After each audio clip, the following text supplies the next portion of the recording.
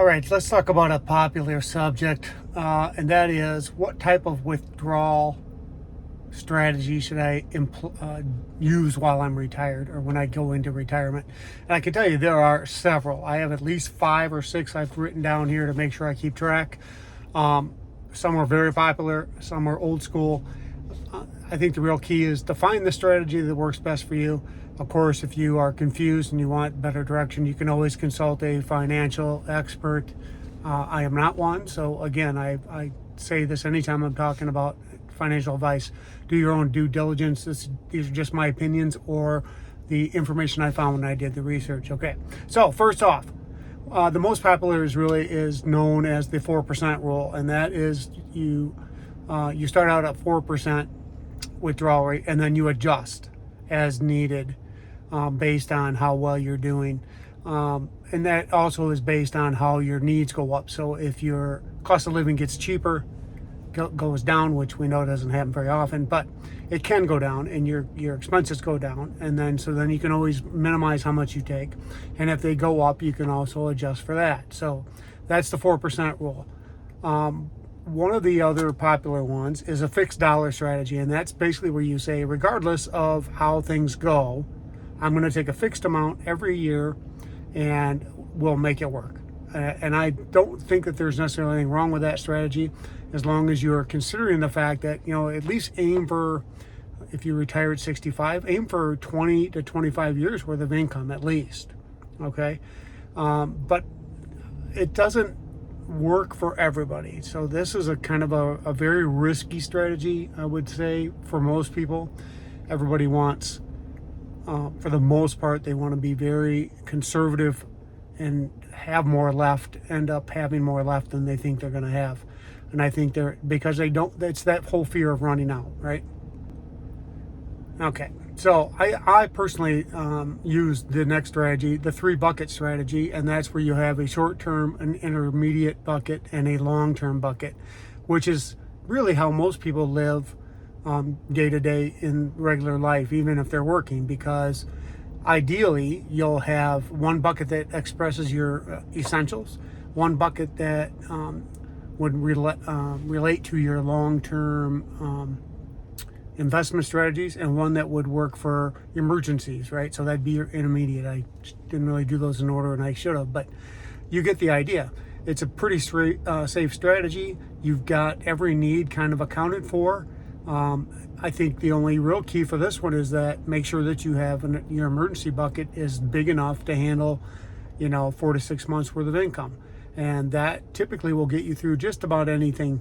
And then if you have that in place and you have your short-term needs covered by income, your long-term investments can continue to sit and multiply and compound, which is ideal.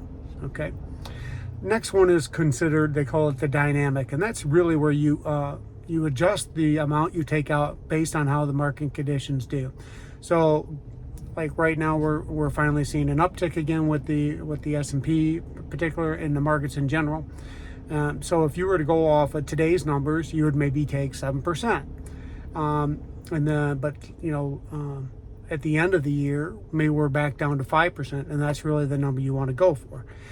So then you would start out 2026 taking out 5%, and then you see how 2026 goes, and if it goes up, you can change those numbers. If it drops, you can go more conservative and take less.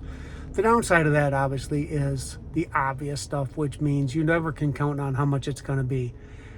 Personally, I think you're better off to find a dollar amount that works best for you and go with that dollar amount percentage, because everybody wants to have, I think everybody wants controllable income that they know. They want consistent income every month that's always going to be the same. And then you can always adjust and adapt for emergencies that come up or other situations where you need a chunk of money at one time. Let's say you decide to take a trip. You can always go to your 401k or your other investments and say, I'm going to withdraw 10% or $10,000 because I want to take this once-in-a-lifetime trip to Greece. Okay, just to give an example.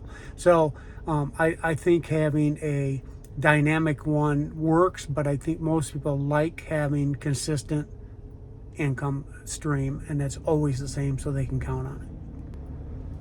All right, this next one, number 5, I call would be as a tax conscious one. And that really means you withdraw your resources based on how they are taxed. So you would start with the taxable income first, because there's probably not as much of that anyway.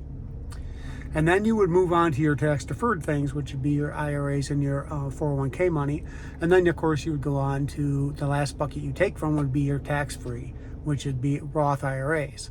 So this kind of works in a case of, if you're going to take a big amount out, you may want to go, I personally, I would maybe go with one of the tax-free ones. But if you're going to take a trickle amount, then start with this strategy. Take the tax ones first, then the tax deferred, and then on tax-free on from there. Because if you're only taking small amounts out every year, it doesn't matter really what bucket it comes from. But if you're going to take a large amount one year on top of your other income sources, that might be a big hit for the tax, for your taxes. And if you want to take 25 or 30 grand out, you may want to go with your tax deferred stuff first.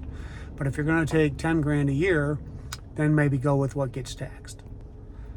Now, I've covered most of the big ones. I'm sure there's more, and if you talk to a financial professional, I'm sure they have some that they prefer. One of the last ones I really like is that it's called the 7% rule. And that basically says if you take 7% of your income, no matter what that is, 7% out, you're never going to run out. And I guess that would be based on the fact that you have enough in there, and as long as you get a modest return, you're always going to be backfilling the amount. So, even if the years that you only get 5% back, other years you're going to have years where you do 8, 9, 10%.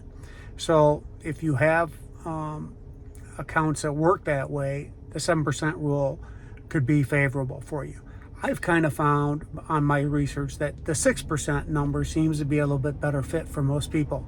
It's one of those things that you're almost always going to get a 6% return on your income, and then that money is basically never going to go down. But a 7% would allow for some fluctuation and give you a little bit higher amount every year, if that's what you'd prefer to do. And it will still last you plenty of time. You can do the math on this. There's lots of calculators out there that tell you how fast your money will disappear based on how much you withdraw and how much you start with. Just remember the common rule is that for every $1,000 you want in monthly income, you need approximately $240,000 put away. We talked about recently about how you can use annuities and different income streams to change that number. But that $1,000 a month is based on a 5% withdrawal and a 5% return every year. So basically it's going to be $1,000 a month every month forever, because you're only going to get 5 and you're only going to keep 5. So if that's the case, that money will last for very, very, very long. I mean, infinitely, it never goes away, right? You're taking $1,000 out every month. You're taking 5%, you're earning 5%. Okay, I don't want to ramble on, so and I feel like I'm starting to. So thanks for watching. That's all I got today. We'll see you next time.